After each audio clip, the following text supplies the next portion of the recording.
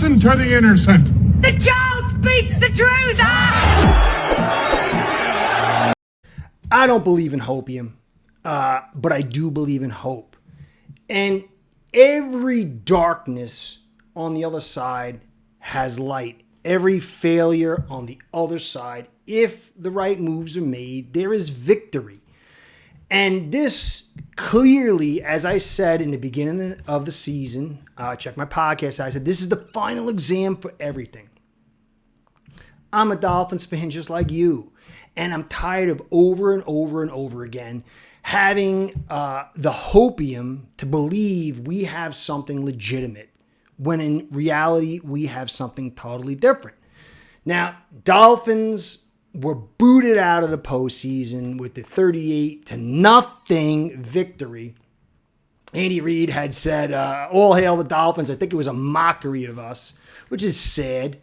And so we were left to show something in this final hour that didn't really pertain to success as far as reaching the postseason. And we flopped at that. 32-20, the Dolphins lose. And there's a lot of people that are going to be very, very unhappy. And you should. But guys, you have to understand, I've rode this train since 2021, being the bad guy, telling you, the viewer, many, many things. I wasn't always right, but the bulk of my evaluation is now cemented as correct. And so I want you to understand, as I say this to you, it's not hopium.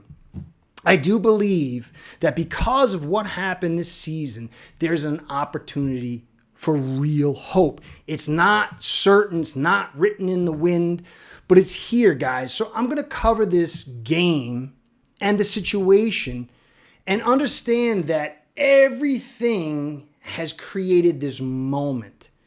And leaders, great leaders, the right leaders, can take utter defeat and destruction and in that moment make the right decisions. And this is about Stephen Ross.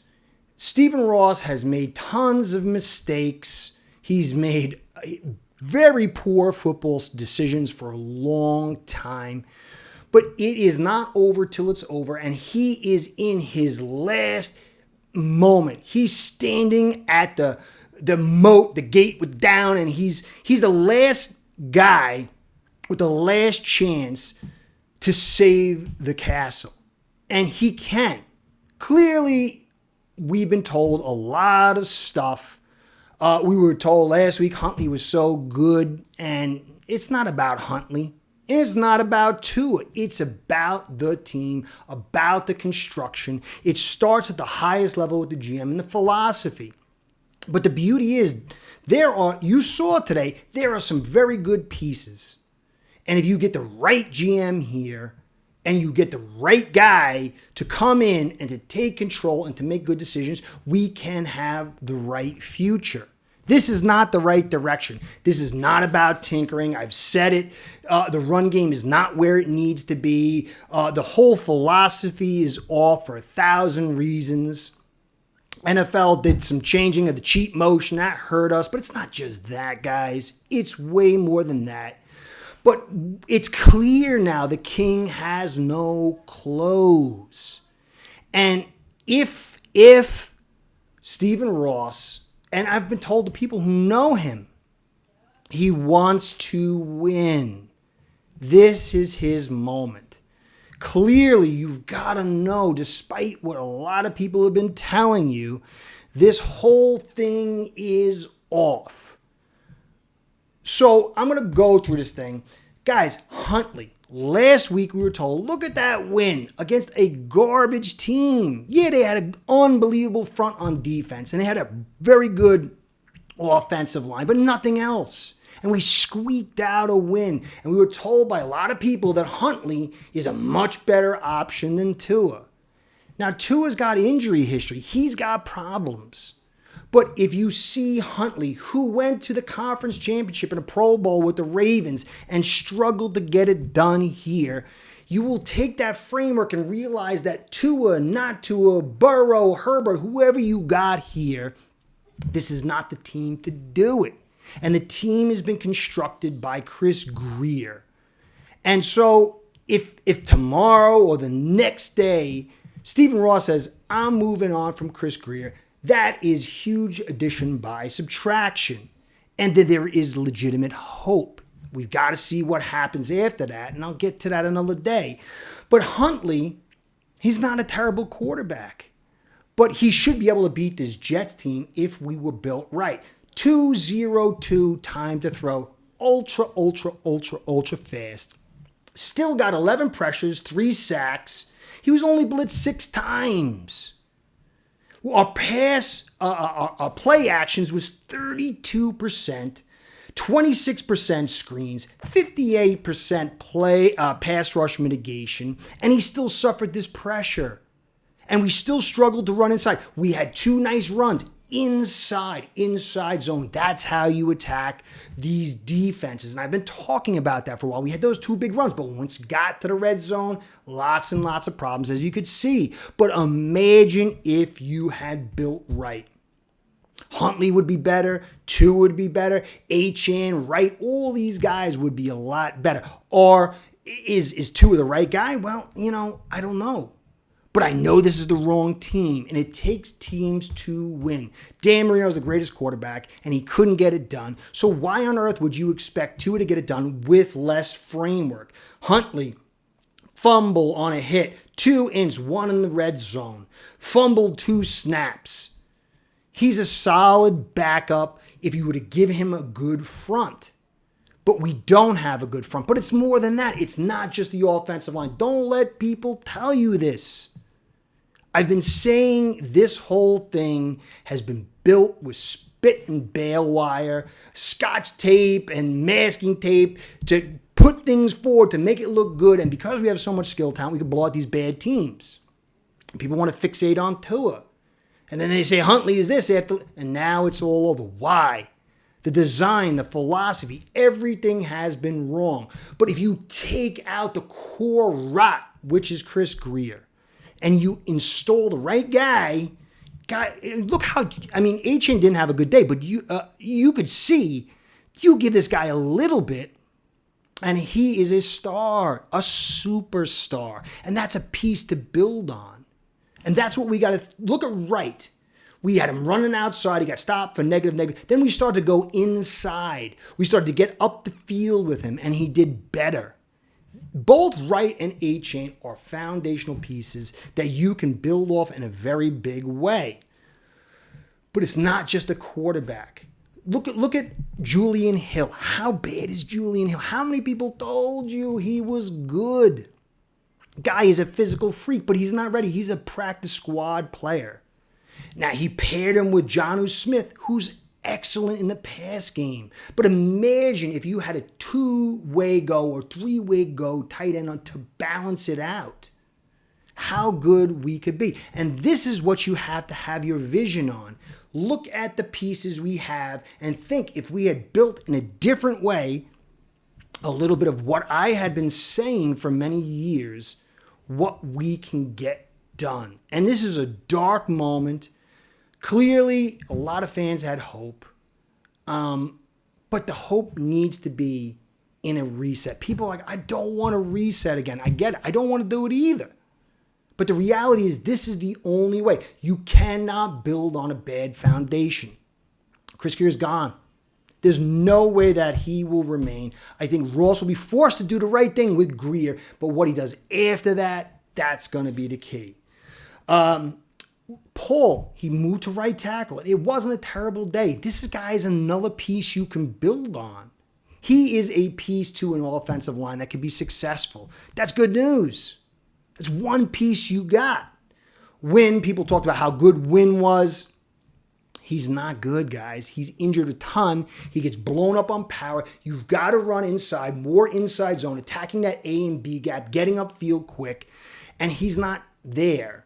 Brewer, he's not bad in this philosophy, but this philosophy will not cut it. The cheat motion gave us an advantage, but slowly but surely, as defenses watched us, it got constricted.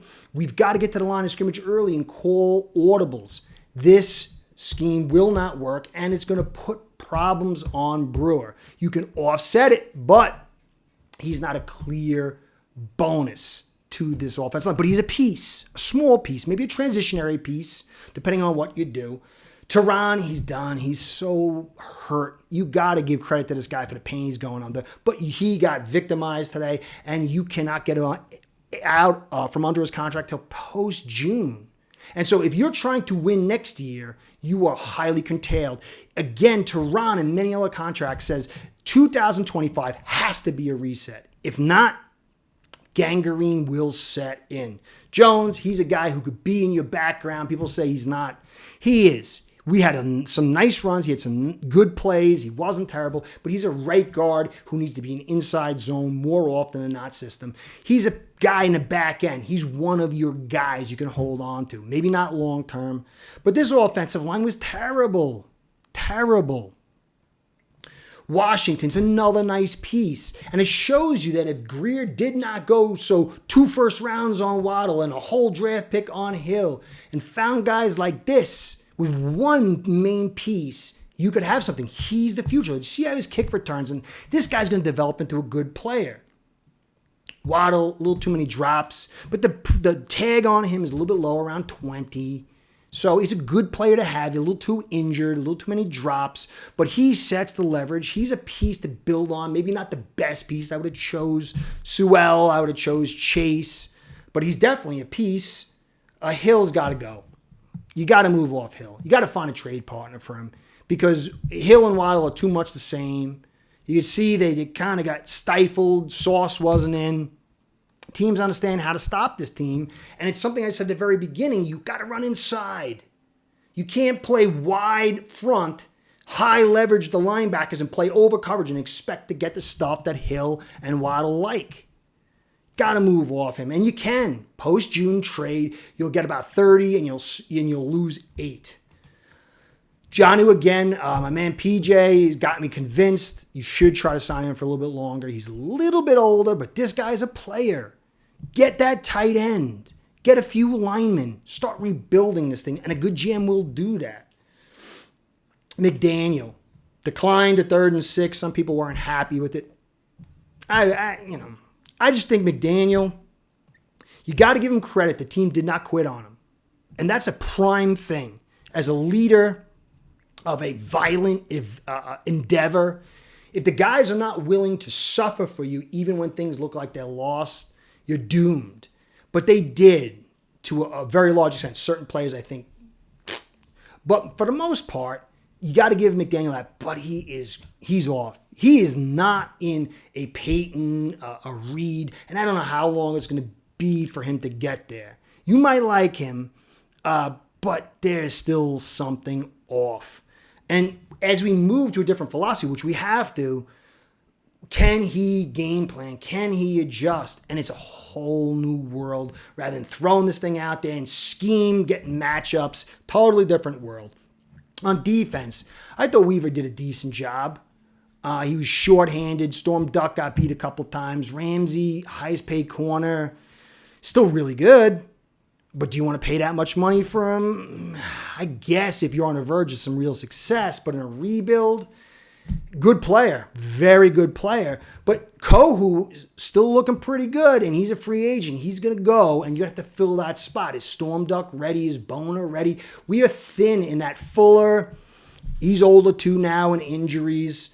Inside, Campbell. You've got to give credit to Campbell, Conan Campbell, and Sealer. These guys were the heart of this defense. Played phenomenal. For a one-season evaluation, it was better to keep Campbell than Wilkins. But we're not in a win-it-now situation. And Campbell's going. Do you know how much leadership and production is going to be sucked out? You're going to have to fill that void, and Jones and whoever else you got here is not going to do it.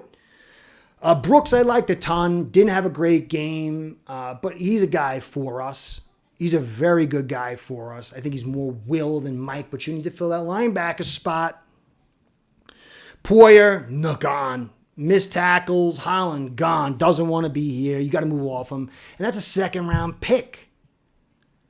So, from the edge spot, Chubb, I like him. but he's got to go. Too expensive. You're going to sink a lot of value into him. Phillips, maybe he comes back to what he was. Too many injuries, very uncertain. Chop, nice player, but you need more than just Chop. Kamara, maybe he'll be a guy. I do like Chop. I think it was a good pick. I prefer Sweat. There's other guys I would have preferred. This guy's a nice player, and I think he's going to get better. This is a building block. A GM or a coach is going to look at that and say, that's a valuable piece. I like it. It intrigues me. He wants me to bring me here. As far as special teams, hit and miss. Today was hit. Again, Washington with a nice kick return. But you cannot believe that this thing can be filled out with one draft. We are broke. People don't get it. $4 million, 35 players. Lots of those players are guys that you don't want to stick with. But Ross is now sitting with a clear evaluation. I've talked about narratives being floated out. I talked about Greer retiring and moving to an advisory role. He's got to be totally out of football operations. And Mayo got fired today, and Vrabel's going to go there. They've got a top 4 pick, a good quarterback. We've got to keep the arms race up. And it's going to be about Ross. Is he a pariah? Can he not get the pieces here to get this thing going? We should have beat this team. It was cold, whatever. This is a bad Jets team. They were missing Quinnen Williams. Still had most of their pieces on offense, but then no tackles. They'd all backup tackles. This is a bad team. We've beaten a lot of bad teams. And if the goal is conference championship or better, then we're a long way away. But the hope is, I am telling you, look what Peyton did. I mean, look what the Vikings are doing. You've got to, though, stand up for the truth. You've got to stand up for what's real. If you buy into the hopium again, which I don't think many people will at this stage, then you're going to be sorry and sorely mistaken if you think this is close. But if Ross can just do the right thing, tomorrow you're going to see if Ross is the man that we need, the owner we need or not. And that's where doom or hope lies, in Ross. He's got to get a GM in here that has total control. And it's scary because you don't know if you're getting the right guy. But you've got to know Greer is the wrong guy. You've got to get a guy in here that tells the owner, whether it's Garfunkel, whoever, I'm in charge. You're not telling me what to do. You guys aren't football guys. I'm the football guy. You hired me to do this. Let me do this. If not, if we do the Marvin Allen, which I like, it's just going to be kind of like the same kind of thing. Marvin Allen might be better, but all the rot around it, whether it's the scouting staff, the chirping from the top for his Garfunkel or Ross, it's going to continue, and we're going to have problems. The Broncos are tough. Look at the Bengals. They're tough. There's so many tough teams. Steelers, they're even tough. There's a load of tough teams, and if we want real success, we've got to fortune favors the bold is a great Latin quote that I forgot. But fortune favors the bold. This is a great class of GMs and coaches. And if we get left out and try to grab these bottom end C-level bargain basement guys, then guys, you have to be clear where we're at. It sucks if we don't do the right thing, but it's better than getting led astray. This team was poor today. All our flaws were exasperated. I do like Weaver to an extent, but he's not necessarily the guy. He's not the guy that's going to come in and run the whole thing for the first time head coach. Maybe he is. But would I rather have Vrabel? Rather have Ben Johnson? I think maybe he's out of our league, but you never know. We've got to just get to a point where we say we want reality. We want real victories or nothing. So I do think this sucks. Dolphins are clearly not good. Jets are a very bad team, and we were beaten by them soundly. So let's hope the future is bright. I believe it can be. We've got to be clear, though, and tomorrow, next couple of days, we'll know if our owner's the right guy or not. There's a lot of people who would say he's not, but you can't. This is his moment. This is Ross's moment. So I'm sorry I've had to play the bad guy for a couple of years, but all I care about is taking care of you and telling you the truth and giving you good evaluations. I think I've done that. Sadly, I'd like to have been wrong. Let's see what the future holds, guys. But Greer and this framework and this philosophy is not it. I smile. It's bittersweet. But I do hope that we get this thing right. Curtis saying, be well, go Fins. Curtis out. Start building your own online sports book today by getting signed up with aceperhead.com service that'll allow you to book action on sports from all around the world.